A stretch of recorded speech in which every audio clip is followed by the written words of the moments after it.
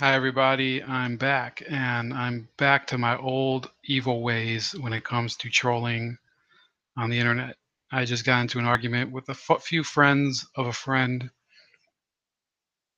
about the NAACP. More could come on that later. I have an event that I tried to set up, but it might not happen today. We'll see how it goes. Um, yeah, lots happened the past few days. I did not comment on the Las Vegas shooting very much because there's so much confetti going on, media confetti about what happened and who exactly is to blame, besides obviously the shooter. And there's recriminations on both sides. And I'm here to state, my position hasn't changed. I don't think that new laws and new regulations and new enforcement, or enforcement could be one thing, but new new measures that are put in place will prevent mass hysteria and mass crimes like this. They may prevent some of them, but I think inevitably we have an issue, and I'm going to retitle this video at one point. I think that I have to address at this point the place of violence in society. A lot of people, when these incidents occur, they start to wax philosophical about how America is a violent country and we are just awash in gun violence and an obsession with death and killing others, and that we can't control ourselves and we have this bloodlust. Well, if that's so, if that's so, then that's incurable. The human nature, in my opinion, has always been towards greed and evil and lust. And those religious people that debate with me, they know that even in their own universe, where there is a morality and then an objective guidelines. Take for example the Bible. That within those guidelines there is a place for violence in society, and I'm not saying that this is one of them. I'm not saying that the shooting is justified, but I'm saying that there's a healthy place for violence in society, and we have to learn how to channel our frustrations as Americans, as people in the workplace and in the home, into healthy outlets for those violent urges, as opposed to ones that'll, permanently harm others and in both mental and physical ways. And I spoke to a certain degree about that with K.A. Shakur. If you want to go back, watch that video. I'll post it in the description again. One of my favorite interviews. It was an interview that really went completely different from the way I expected it. I expected it to be a debate about gun control. He really turned it into a debate about what it is to be a person in a civil society. And it was supposed to be, I thought, kind of an argument about racism and about white versus black, and he took it the other way. I think he did a pick six on this live stream that I did, and he got over my lesser nature. He was able to turn that interview from one of those, I thought that there was going to be a confrontation there, but at the end of the day that didn't occur. Instead, what happened was I learned so much from this person, the stranger, K.A. Shakur, that I think that he deserves another turn here, and I'll contact him about that. But as it is, we're just addressing the issue of Las Vegas, and I do have to give several opinion points as well as statements about where I see America learning anything from this incident. And unfortunately, I have to be a pessimist, like I am with everything. I don't think that they will learn much, because just like with the other mass killings, they have devolved the discourse into an issue of whether there should be more gun laws.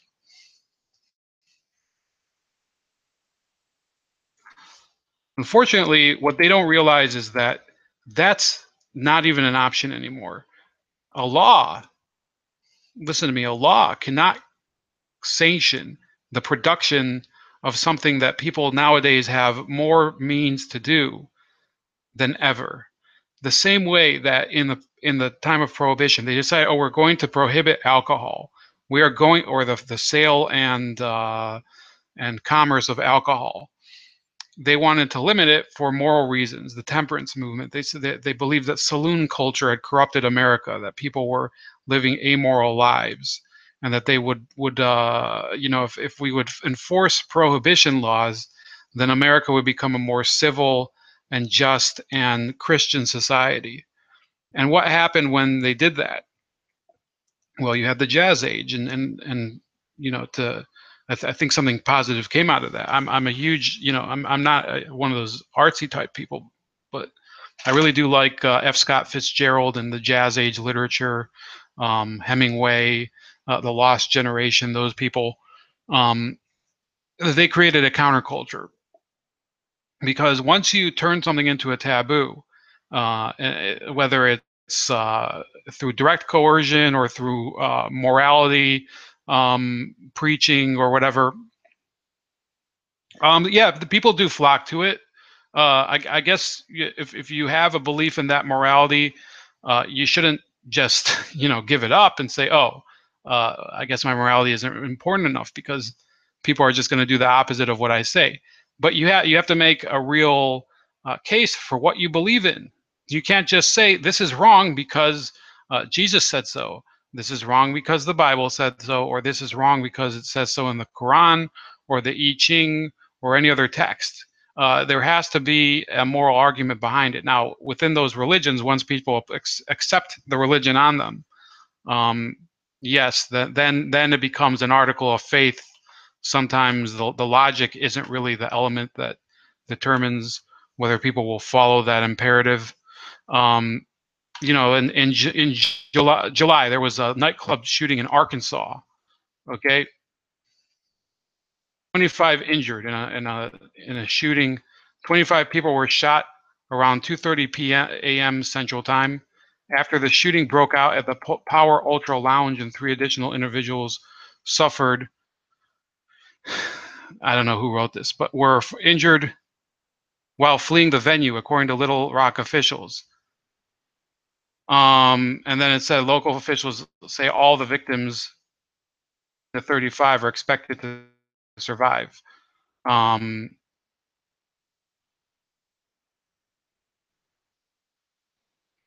this nightclub, I believe it was a black nightclub, and to me it doesn't matter, because I don't care what side or what race the victims are. I say that gun crime and gun violence is an element of society, that an element of crime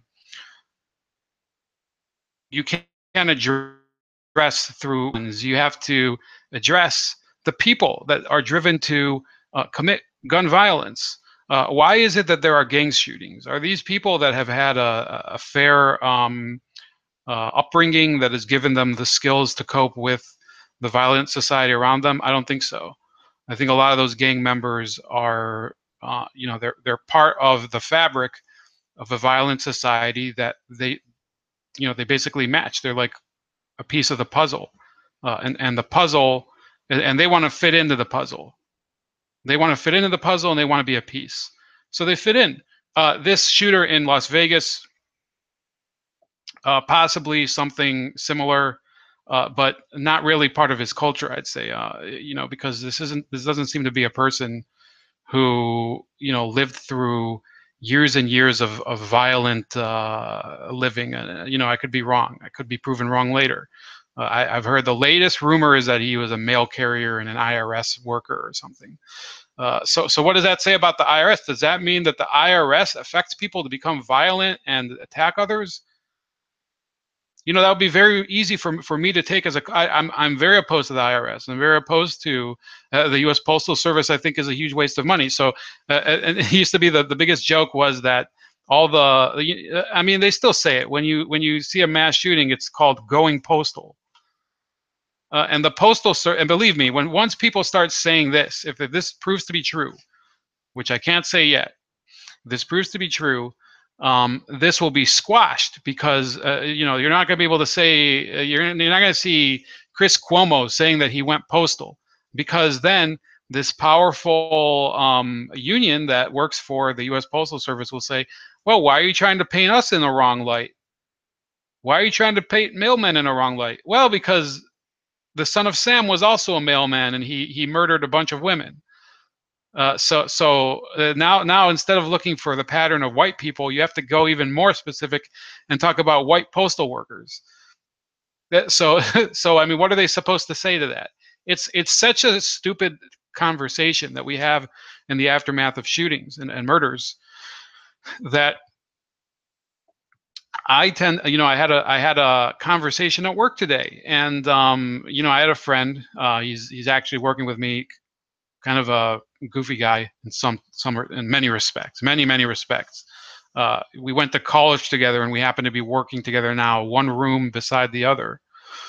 And this guy started the conversation about, or one of the other people in the lunchroom was talking about the shooting and the idea that he something about how he acquired an automatic weapon and all of that. And I made and I don't get very political at work. I try not to, and I make a huge effort not to. And I've often left the room when I've seen it begin to go that way. But I said, yes, this was a tragedy in terms of somebody who used an automatic weapon and murdered a lot of people, and yet the law didn't prevent him from acquiring that automatic weapon. In fact, we should probably find out how he did. First of all, if he acquired an existing automatic weapon, the question is who sold it to him, and then that could be a violation of gun vendor laws. Okay, that could, because a vendor could not sell an automatic weapon. Now, if he was one of the licensed automatic weapon owners, and automatic weapon owners are very rare in the United States. You should know this. Let me look it up. Automatic weapon owners. I think are in like the dozens or something. Says yes, you can buy a machine gun in Nevada. I'm gonna look here first. But no, in reality, full auto, I can tell you from experience, full auto, we don't even encourage it in the army, in the Israeli army. I mean, and probably in any army, because it's, first of all, it's wasteful. It is it is it is very hard to be accurate with your fire. It's very hard, especially with an assault rifle, an automatic assault rifle like the M16. I have fired it on full auto in the army, that we were allowed to do like a stupid stunt when we were there. Um, it didn't. I mean, it feels fun, but you don't hit anything. So what's the point? You really have to be in close quarters for it to be effective. And I think it's actually illegal technically in time of war, even though there are full auto machine guns that are used by infantry. Um, it's illegal to put to put your AK-47 or your M16 on full auto. At least that's what they told us. I don't know if it's true. I'm not a gun nut. I've owned only one firearm since then, and it's not even. I mean, it's a shotgun. Um, so yeah, I can't find good sources on this yet. So the real question is, if he bought an existing automatic weapon, who was it from? Did somebody produce it themselves? Did somebody manufacture it? Did he manufacture it? Because you can do it. Here from the Federalist, it says, and, I hope they don't have some sort of stupid video playing, but it says, private ownership of machine guns made after 1986 is banned by federal law. All pre-1986 automatic weapons must be registered with the ATF and require extensive background checks before private citizens may own them.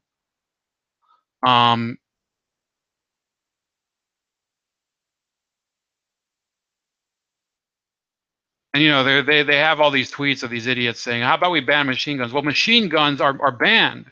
Notice that nobody owns Thompson. So I know somebody who's owned several weapons such as these, but first of all, they're what are they called? They have to be modified so that they don't fire on automatic. Otherwise, you need to be basically monitored around the clock. So that's what I said to this friend of mine who was like, yeah, or this coworker. He's like, yeah, I mean, we have to talk about more of these gun laws. I said, well, these gun laws on these specific weapons, they're already existing. Grenades, you're not allowed to own grenades, and yet there have been people who have committed crimes with grenades. And what you don't understand, if you're one of these people that is talking about improving gun laws, is that the gun laws that are currently on the books are not really effective. Um, Let me see here. Legal insurrection.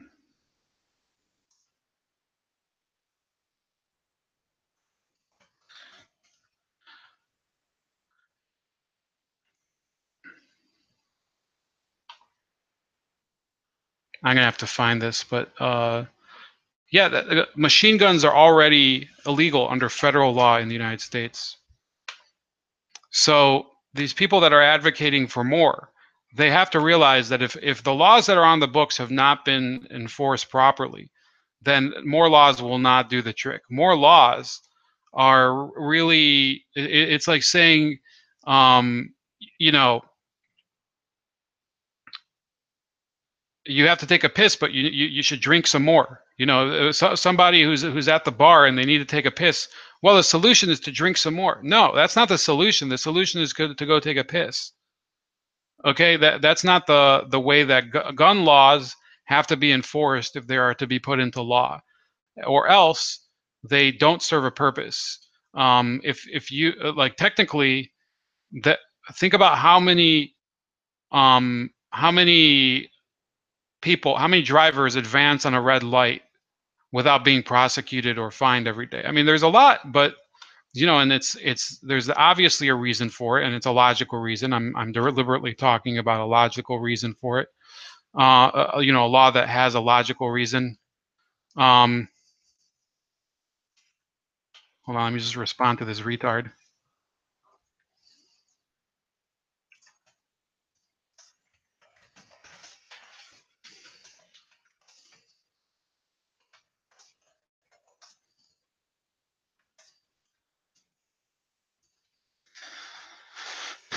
Um, yeah, I'm having this debate with I mean, these people. That's a different topic that I'm going to get into. The NAACP. Um, the point that I'm trying to make here is that gun laws are, everybody thinks that once you pass something into law, just like with universal health care, they think, well, now people are going to be able to get the coverage they need in order to, here, I think I have that source here. Once you pass the law, people think, oh, now that we have this law, we'll be able to solve the problem that it was meant to deal with. Well, no. The legislature can pass a law. It's up to the executive branch, or it's up to the enforcement branches, at the lower levels, the local levels, which technically are executive branches in and of themselves. It's up to them to enforce these laws. And if they decide not to enforce the laws, then they're useless. And ironically, a lot of these same people that are talking about more gun control laws are also the ones who are encouraging non-compliance with immigration law. Now, you cannot talk. This is the pick and choose ism of liberalism, and there's people on the conservative and libertarian sides too. There's people who say, "Oh, I want closed borders, but I want to be able to smoke weed, so I'm not going to follow marijuana laws because laws are victimless crime." Well, technically, immigration law, you can make the argument that illegal immigrants are not committing crimes that are victimizing people. At least not all of them. I mean, there's people that are harmed by overuse of marijuana. Um, Here I have this. It's from the Chicago Reporter. It says thousands of felony gun charges go unprosecuted. Yeah, thousands of felony gun cases are being dismissed in Cook County criminal courts. So, this is from December 19th, 2013. So this is long before there was any I mean, of course, there's been gun crime there for years, but this is long before that was actually.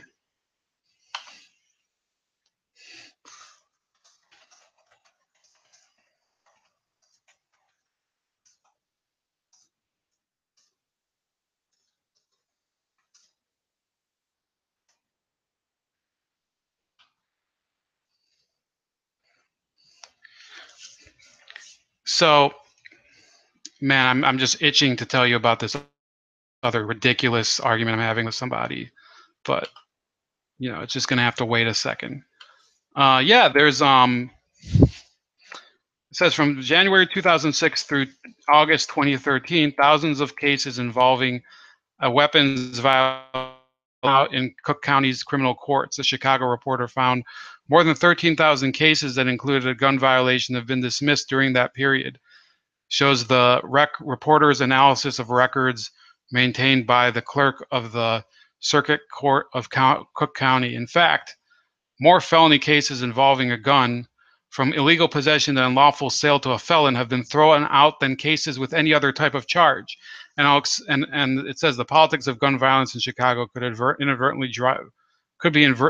driving the dismissals, said Relly Vilcica, a former judge in Romania and now an associate professor of criminal justice at Temple University. So this is an immigrant.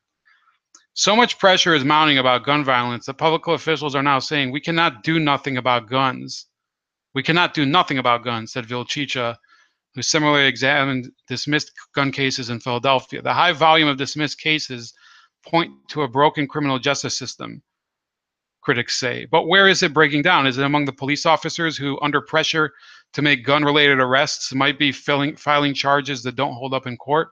Or is it among prosecutors, or might be allowing thousands of weak cases only to dismiss them later to preserve their conviction rate?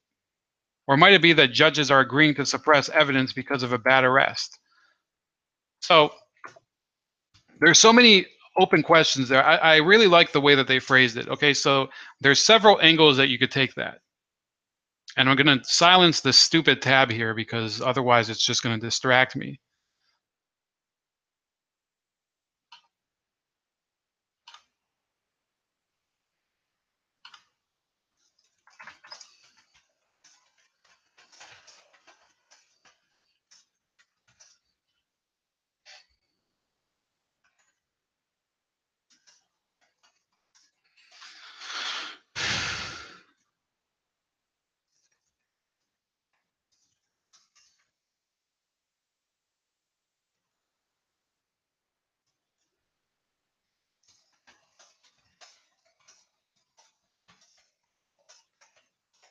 I'm an awful human being. I'm just toying with this moron. Hold on, yeah, I just had it on mute and then I unmuted it. Anyway, so let me explain what I'm trying to say here. I know this must be annoying because I'm trying to troll and talk at the same time. Gun violence, okay? The basic complaint by many people is that you need more laws, but the laws that are on the books are not being enforced. And why are they not being enforced? Okay, yes, there could be many cases where the officers they improperly investigate a case, or that they improperly handle evidence, or they in some cases they abuse the suspect. A lot of the things that the left is talking about, which are flaws in the criminal justice system. So you're also expecting now, if you're saying there should be more gun laws, you're expecting a flawed criminal justice system full of many cops that are incompetent and don't know how to investigate more gun crimes because you want more guns to be illegal. Very, very interesting strategy there. You want to put, it's almost like somebody who they have only one center fielder on their roster, and he has his knee got blown out, but you're still playing him in center field instead of shifting the right fielder to center field and putting the center fielder on the bench. That's the attitude gun control advocates when they're talking about enforcing more. For a lot of these same people, they don't believe that police are competent to enforce laws now, but they want more laws for them to enforce. It's ridiculous. It's like Pharaoh in the Bible telling the Hebrews to make the bricks so that they can build the pyramids. He wouldn't supply them with straw to make the bricks. They would have to gather their own straw and make the bricks and build it themselves, all by themselves. No help from the Egyptians at all. That's the attitude of the liberal establishment, that they have this disdain for police with all other matters. Yet now, when it comes to gun crime, they think that these people that are already failing to prosecute gun crime, it says here, according to the state attorney's office, this is in Illinois or in Chicago, it says just 12% or 625 out of 5,260 of gun possession cases have been thrown out during the past 2 years, but the figure only includes cases in which gun possession was the lead charge and excludes some cases involving multiple charges. So what if they own a whole friggin' arsenal of these weapons? And then you get to the other angles. There's another article from Injustice Watch. It says federal gun prosecutions in Chicago, that region, lagged despite shooting epidemic. This is from May 1st of this year. It said that only 334 federal gun crimes have been prosecuted in the U.S. Attorney District of Northern Illinois. Chicago experiences 8,426 gun-related incidents.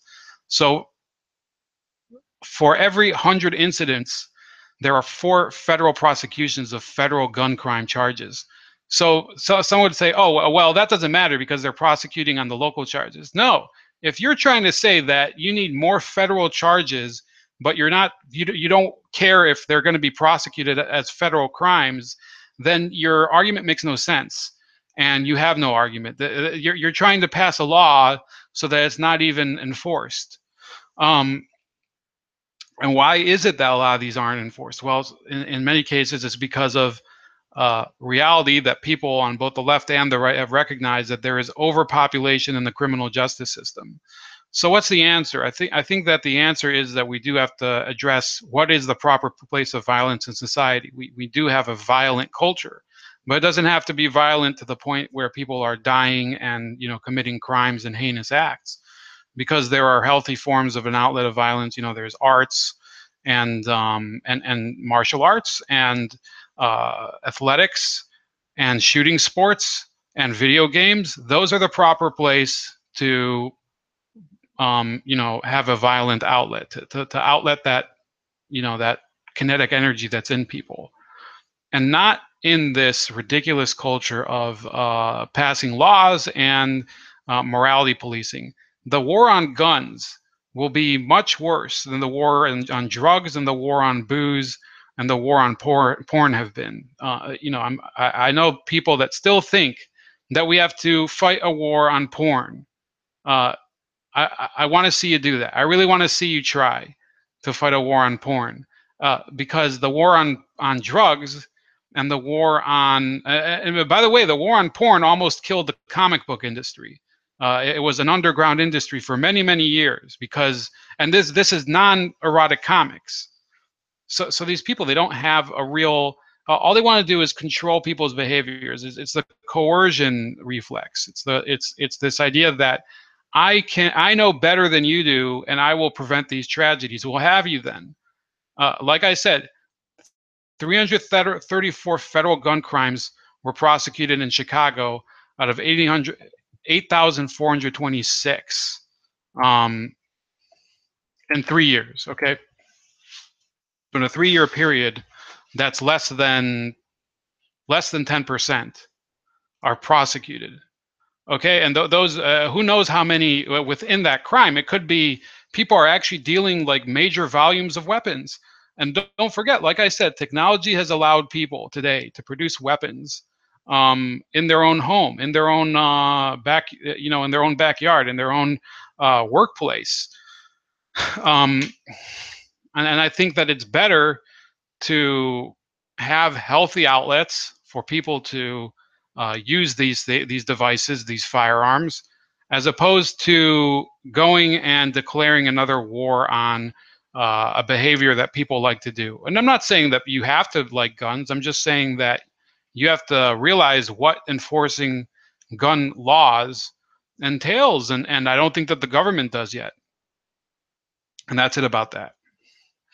And the next topic is the NAACP, which I had a friend who has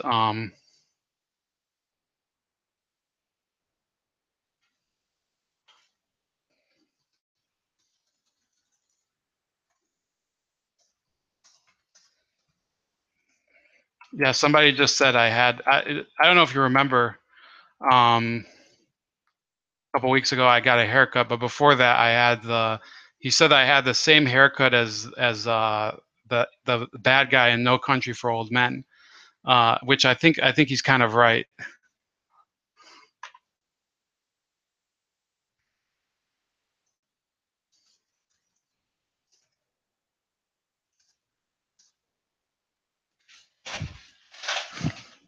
Yeah, that's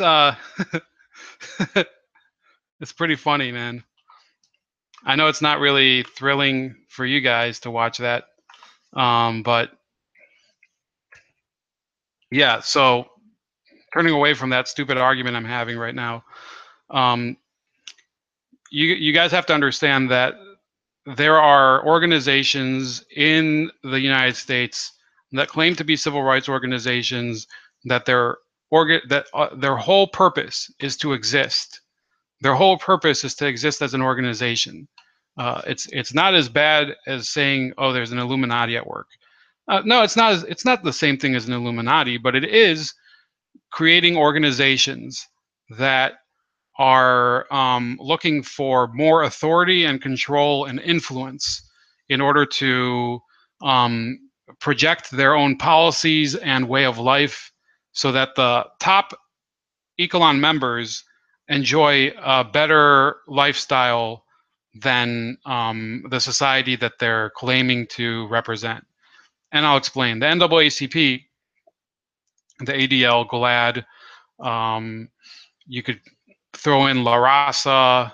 Um, there's probably another whole alphabet soup of these organizations that they are little more than Obama-crat puppet groups.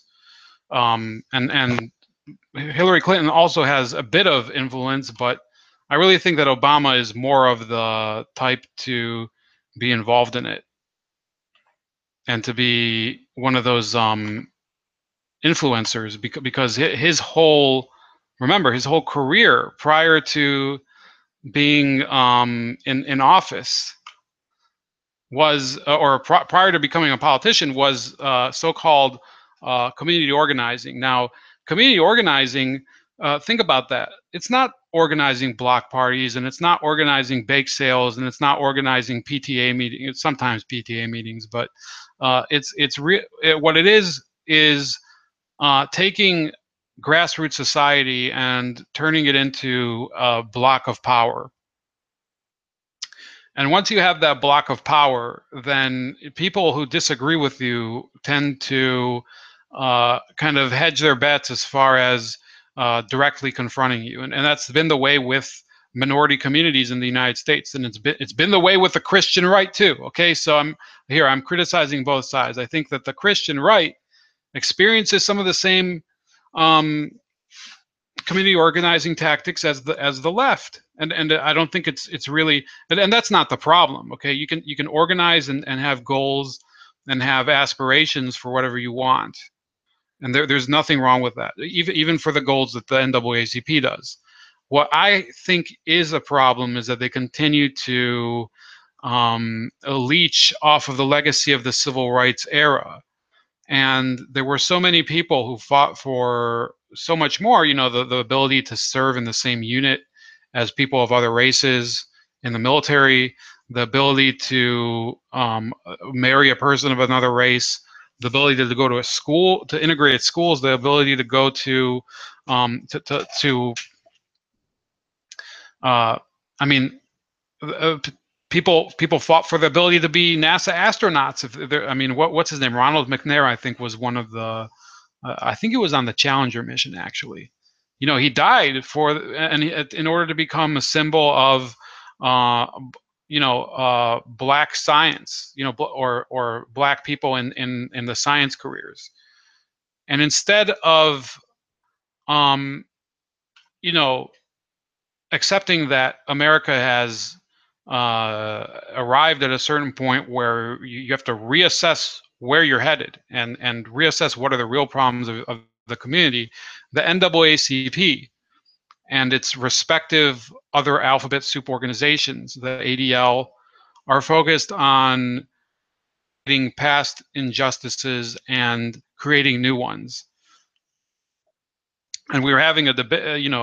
It's not even a debate. It was more of like a verbal cluster bombing between me and a certain person who's been on this channel before, who joined the NAACP. And I said, and this was a person who, first of all, he's joining the NAACP, but his stated goals for joining it don't really line up with the NAACP. So I think he's definitely in for some disappointment. Let's see what this idiot says. Sorry, I have to do a Borat meme.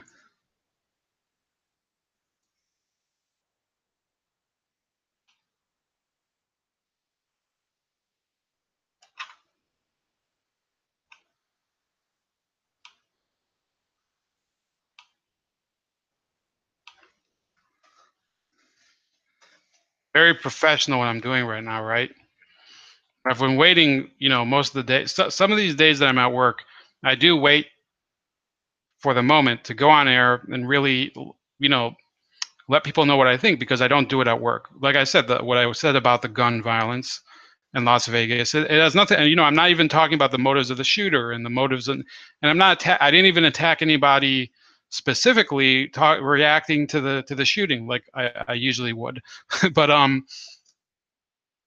the point is that the NAACP and respective alphabet soup organizations that want to continue this charade that there's a civil rights struggle going on, they will create crisis after crisis and just wrangle people along with basically a lasso and say, hey, you're also Jewish like us. You should join the ADL or donate to the ADL, even better. And we'll protect you from Nazism. We'll protect you from cartoon frog memes of a friggin' green man dancing around in an SS uniform or wearing like a Japanese kimono or something or whatever. That's what they want. Let's be clear. The ADL wants to protect you from internet trolls, even though a lot of the people that are complaining about internet trolls are themselves, at certain points, internet trolls themselves. And the NAACP is no different. So this guy, I'm arguing with his friends who are NAACP partisans, and they're saying, "Oh, you're just hounding him because you're white supremacists." So I said, "Well, white supremacists. I'm half Middle Eastern. So I don't really give a fuck about white supremacism or any white supremacy." So one of them said, "Oh, I wasn't talking to you." So the typical person who would react that way is probably a proponent of white supremacism. So I said, well, I'm a proponent of go fuck yourself supremacy. Because I don't give a shit if you think I'm a racist or if you think that I'm not here to please you. You're just I don't know you. You don't even live in the same state as me. When you go on the internet, do you give a fuck what I think? No. So how about you just go fuck yourself? And that's what I say to the NAACP too. That's what I say to them. I don't give a fuck about what they think. I don't care about what any of these organizations say. I don't care about what the people on, the Christian right. You have this, what is it? Focus on the family. If you want to focus on the family, focus on your own family first. And instead of pretending that you really if your organization was really successful, we wouldn't be living in this country the way it is today. These people that form such organizations, they long ago conceded ground to postmodernists in the education system. The real problem is that conservatives, these butthurt conservatives too, they conceded ground years and years ago in the educational system, and they said, "Oh, sorry. I mean, we lost. I mean, I guess all of the people that are taking education degrees are liberals, and we're just going to have to let them preach, their bullshit about gay people and whatever in our schools, and we're just going to have to give up." So now they're complaining. Well, my solution has been this: tell your kids that instead of listening to their school teachers, to listen to you and to respect you and stop being little bitches. And then you deal with the teachers. And then after that, you don't even need any focus on the family. Once the school district is bombarded by, threats to vote for some other wacko, some guy that'll come in and chainsaw all this bullshit diversity crap and the peanut allergy rules, the fuck needs a focus on the family anymore? If people, instead of joining these national organizations like the NAACP, and focus on the family and the 700 Club and the NRA and the AARP, instead of doing that, they would organize in the local level and say, look, you people can go fuck yourselves. We don't even, I mean, we own you. It's not the other way around. If they went to their local politicians and they said, you can kiss my, insert color here ass, and I don't give a fuck what your recommendations are. My kid is not going to be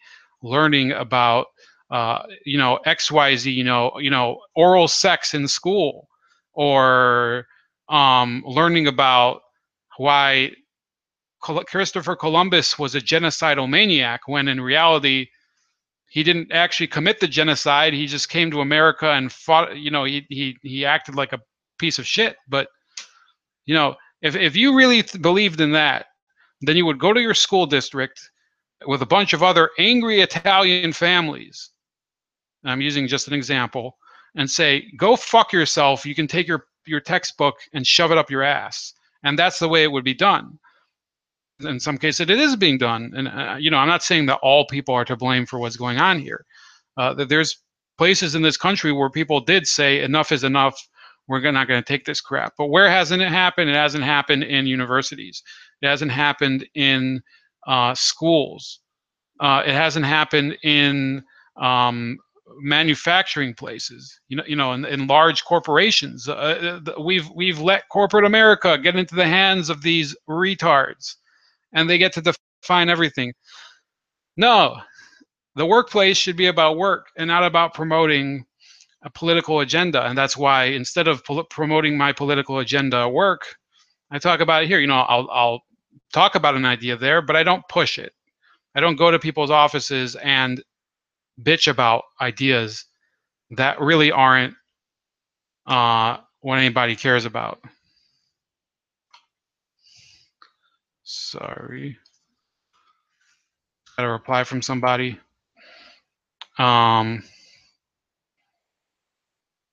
Yeah, I guess I'm not going to have that other live chat today.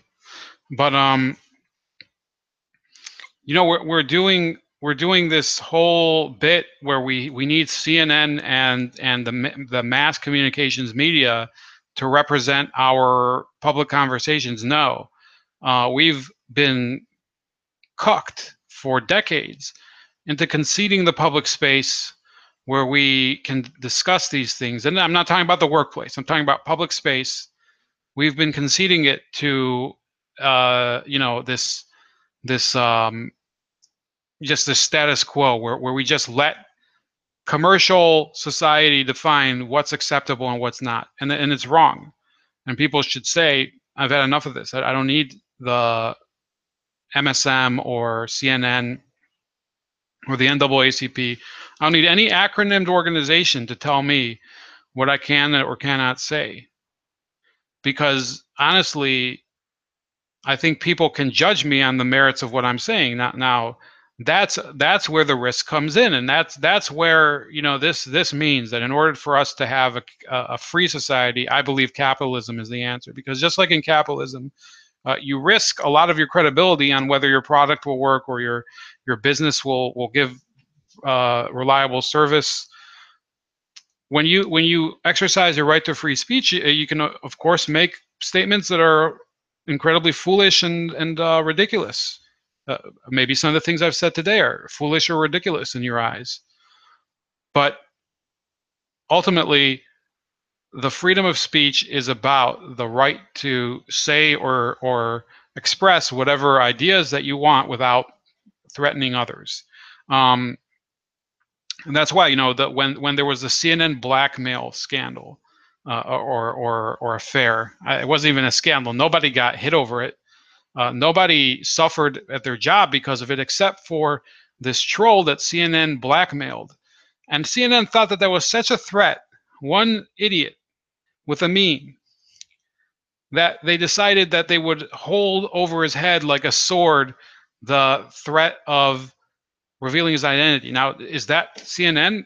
Aren't they violating one of the few remaining rules in you know, my libertarian rule book about freedom of speech? You're not supposed to threaten people, right? If you dox people, they could get harassed in the workplace. They could get harassed in the school. You know, some people claim that this was a minor. This was a person under the age of 18. So enough of this garbage. What they're doing is, with this gun control bullshit and with supporting the ADL and the NAACP,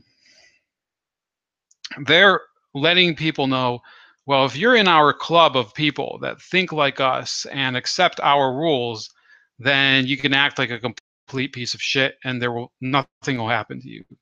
And that's why we have Bill Maher, who's able to say the N-word on national television, and I don't say it because I don't feel like saying it. You know, I think it's not something I feel like saying, but he feels, even though I think you know, in his mind, it's something that you shouldn't be able to say unless you're Bill Maher, person who thinks like Bill Maher. So that's the standard that we have, a standard that doesn't mean anything. And then you get people that, like the NAACP, that they want to criticize police violence. They want to criticize the violence of the police. And yet when people come to call for repealing the Second Amendment, which is a constitutional right, they say, oh, yeah, okay, that's a right that we're willing to give up. Notwithstanding the fact that black people don't, you know, according to them, they don't trust the police. So if you don't trust the police, but a crime's being committed against you, then who do you call? Who do you call? Are you supposed to call your nephew or something to come help you? Your nephew from down the block, or your you know, the guy that you work out at the gym with, or who are you supposed to call? Who do you call when you don't trust the police but you don't believe in personal firearm ownership? Don't you think that that's a major contradiction? And you have this ADL that they talk about. Um, they're against bullying, and they're against anti-Semitism, and that they're against you know, mischaracterizing people and whatever. Well, you weren't against bullying this one guy who shared a meme. He didn't bully anybody. He just shared a meme, and Donald Trump supposedly shared his meme, and that's about it. That's all he did. And yet you were open accomplices with this mass media organization in harassing a person, and basically say, we are not going to reveal his identity so long as you know, he doesn't do those naughty things again, never again. That's what never again means for that. It doesn't mean, unfortunately, I'm a person, I take the Holocaust seriously, and I think that we should remember all genocides, especially the genocide of millions of people that were killed in a assembly line system like the Holocaust. So I'm not trivializing the Holocaust. The ADL is trivializing the Holocaust, because they're equating stupid memes, as harmful as they are to your psyche and to your, you know, it's a meme. They're equating hate speech to actual hateful deeds, the actual hate crimes. And I'll tell you something. A hate crime is no different from any other crime. If they would have killed 6 million people because they looked at somebody funny, would have been any less of a genocide? I don't think so. Stalin killed millions of people, many of them because he thought that they were out to get him. It had nothing to do with what race they were or what religion they were. He killed people that were his friends for decades. Is that not a hate crime? Is that not a hate crime? Hitler killed people too that were his buddies. That he killed his top lieutenant, Ernst Röhm, in 1935 over just an internal squabble.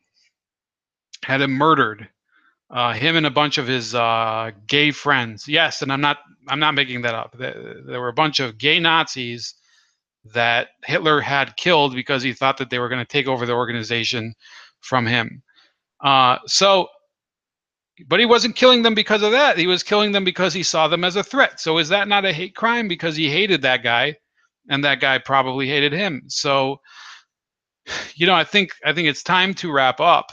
But I really want people to start thinking about this. I think, this will probably be a theme going forward. What is the role of violence in society? You have these people, these NFL players, quote unquote activists. Today there was this story, I think it was on Breitbart, but let me see if I can find a more impartial source. NFL protest meeting. Well, apparently, yeah.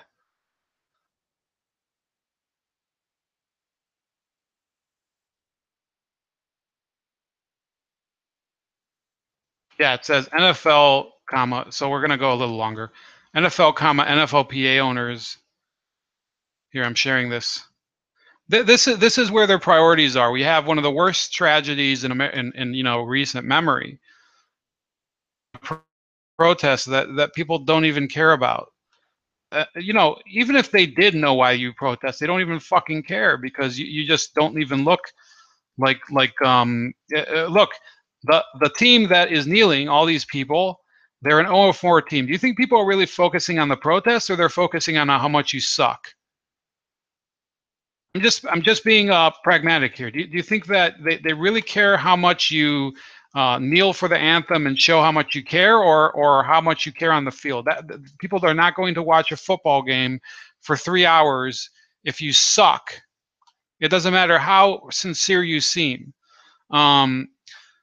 If you suck up, and if the field looks basically like a big bowl of suck, then they're not going to watch the game. It says NFL and NFL Players Association met Tuesday along with some team owners to discuss the ongoing protests occurring during the national anthem before games and other social issues players want to address. The NFL and NFLPA met today to discuss the important issue of social activism by NFL players.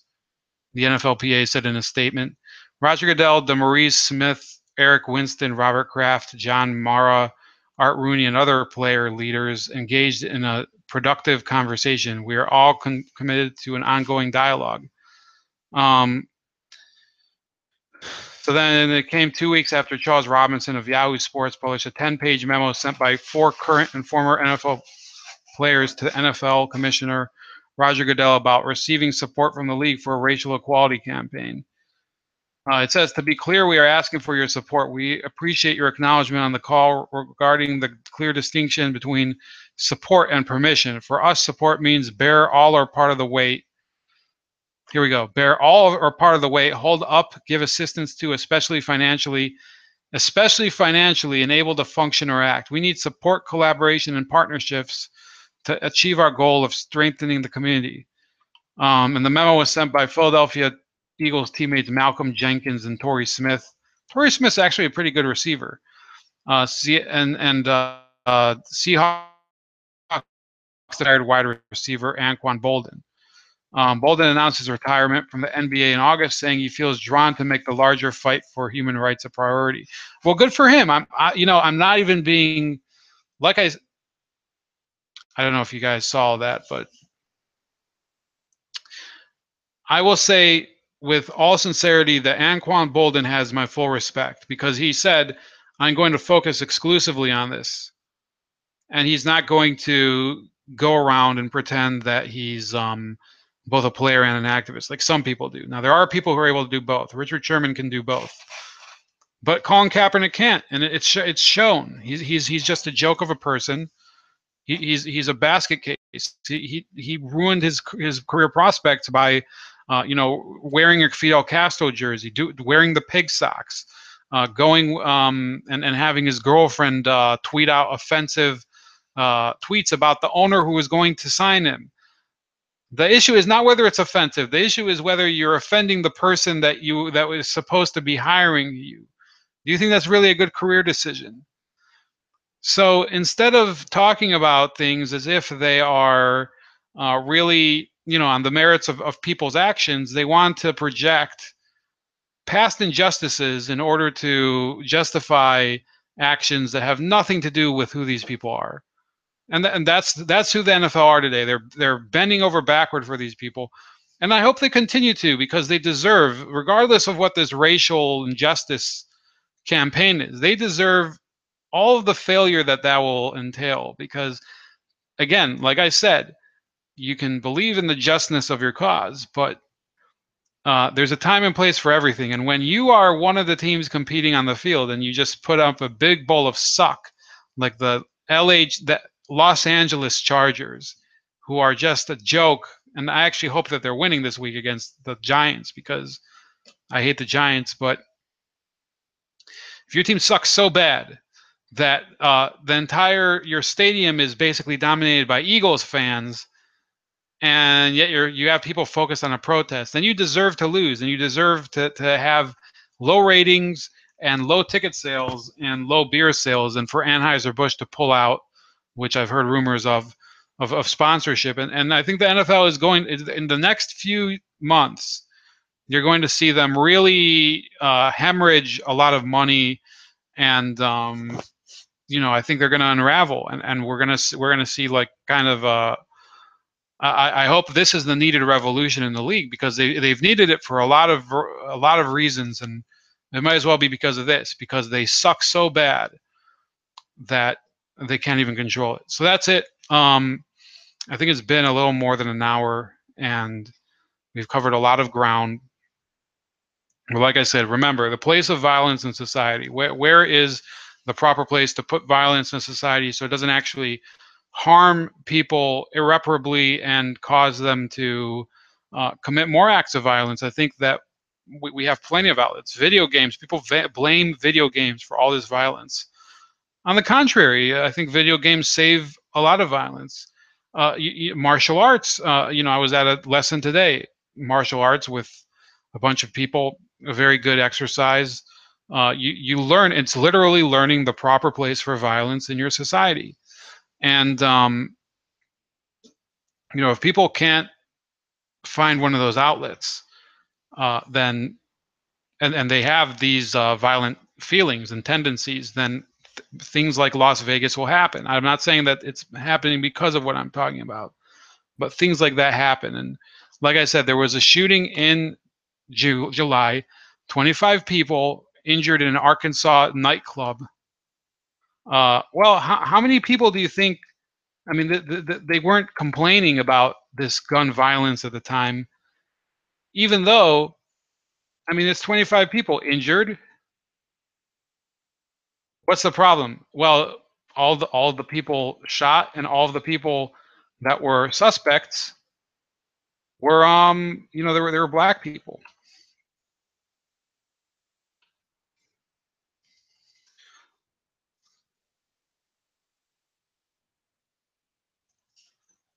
Seeing like reports that it's like either a black club or a gay club. Let's see here.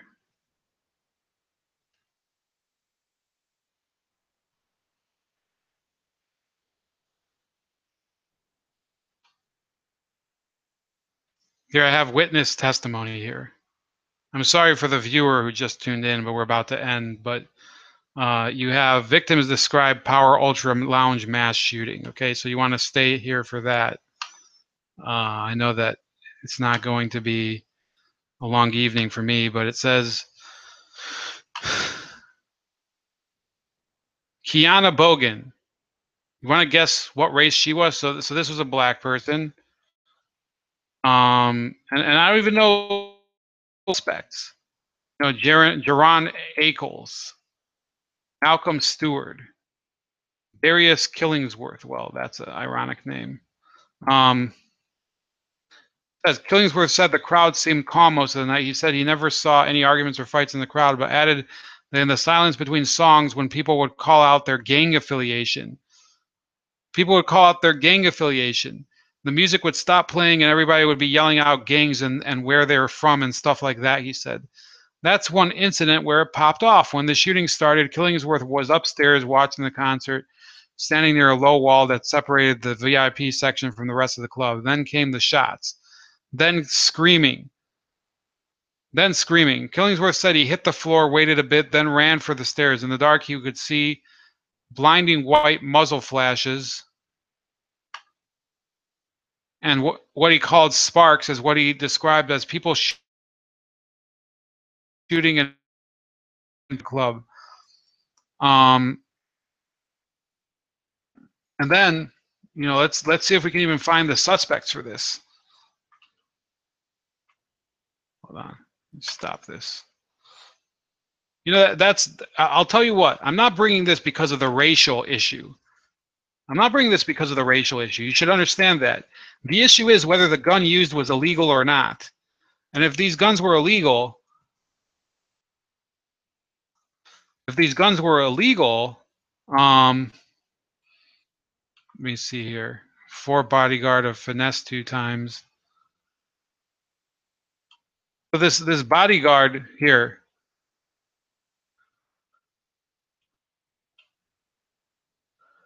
according to Little Rock police, fucking hell, these stupid ads.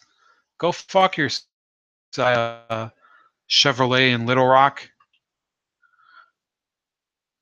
According to Little Rock police, Cantrell Gwynn, who served as the bodyguard to rapper Ricky Hampton, also known as Finesse 2 times, has been charged with 10 counts of aggravated assault in the Power Ultra Lounge shooting. Here, let me present again.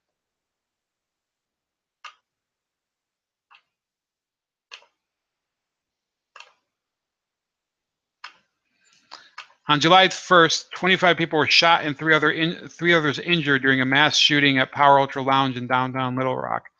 The next day, both Gwynn and Ricky Hampton were arrested as they were exiting a Mercedes-Benz outside Side Effects nightclub in Birmingham, Alabama, where Hampton was set to perform. Little Rock police tell